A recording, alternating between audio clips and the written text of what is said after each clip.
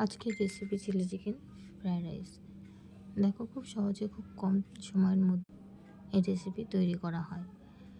দেখো, প্রথমে মাংসটার মধ্যে কিছুটা গোলমরিচের গুঁড়ো, শুকনো লঙ্কার গুঁড়ো, সামান্য হলুদ, চিলি সস, সয়া সস এগুলো সব কিছু দিয়ে, আদা রসুন পেস্ট এগুলো সব কিছু দিয়ে ভালো করে সেটা ম্যারিনেট করে রেখে দেবো কিছুক্ষণের জন্য। তারপর গরম তেলের মধ্যে সেগুলোকে ফ্রাই করে নেবো লাল লাল করে। ভেজে রাখা তেলের ওপর শুকনো লঙ্কা, কুচি করে রাখা রসুন এবং আদা দিয়ে হালকা নেড়ে চেড়ে তার মধ্যে হালকা করে পেঁয়াজ ভেজে নেব।